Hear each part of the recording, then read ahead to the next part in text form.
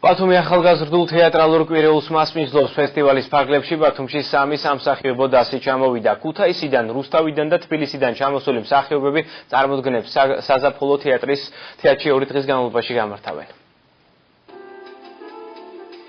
ბათუმში ახალგაზრდული თეატრალური ფესტივალი გაიხსნა. ღონისძიების ფარგლებში საზაფხულო თეატრის სცენა 2 დღის განმავლობაში 4 სამსახიობო დასს დაეთმობა. ბათუმელმა მაყურებელმა ქუთაისის ახალგაზრდული თეატრის წარმოდგენა მოლიერის დონ ჟუანი დღეს პირველად იხილა. სასიყვარულო ისტორია სცენაზე რეჟისორმა კახა ბაკურაძემ გააცოცხლა. უსიტყვო სპექტაკლისთვის რეპეტიციებს დასი დილიდან მართავდა.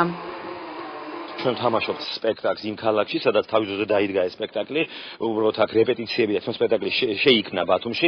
ამის შემდეგ ძალიან იღბლიანი აღმოჩნდა ეს დადგმა, იმიტომ რომ ჩვენ მსოფლიოს 25 ქვეყანაში ვითამაშეთ ეს სპექტაკლი, მოლიერის დონ ჟუანი, რომელიც კი დონ ჟუანი არის კლასიკური ნაწარმოები, მაგრამ ჩვენ ამას კომედიაში ვითამაშეთ.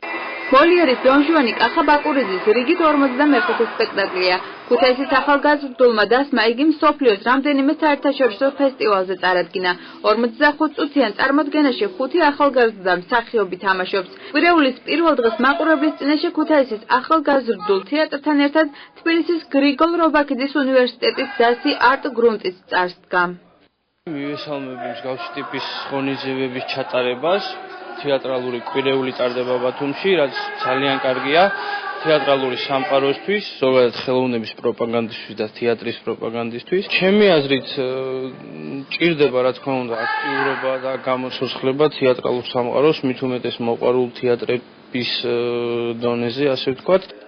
დღესვე თეატრალური კვირეულის ფარგლებში ამ სფეროში არსებულ სიახლეებზე თეატრმცოდნე ლაშა ჩხარტიშვილმა მსახიობებისთვის მასტერ-კლასი გამართა. პროფესიული ჯგუფია, მათ ძალიან კარგად იციან თეატრი და ამიტომ ტერმინების განმარტება დღეს არ გვიხდებოდა, პირდაპირ საქმეზე გადავედით.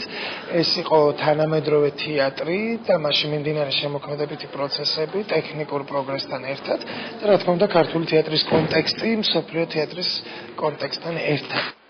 კვირეული ხვალ რუსთავისა და ბათუმის თეატრალური დასების სპექტაკლებით დასრულდება. ღონისძიება წელს პირველად ორგანიზაცია არტვეისა და ბათუმის მერიის სპორტისა და ახალგაზრდობის განყოფილების ორგანიზებით იმართება. მიზანი არის ის, რომ დავაინტერესოთ საქართველოს სხვადასხვა ქალაქები, იყოს მეტი ჩართულობა, ახალგაზრდებმა თეატრალური დასის ახალგაზრდა სტუდენტებმა მიიღონ ამ კვირეულში მონაწილეობა. ვიმედოვნებთ, რომ სამომავლოდ უფრო ფართომასშტაბიანი იქნება, დაინტერესება ალბათ უფრო მეტი იქნება. ქალაქ ბათუმის მერია იზრუნებს, რომ მეტი ახალგაზრდობა დააინტერესოს და ჩართოს ბათუმის სხვადასხვა პროგრამებში. ორგანიზატორების ინფორმაციით 29, 30 და 31 მაისს ბათუმი ფოლკლორულ ფესტივალსაც უმასპინძლებს.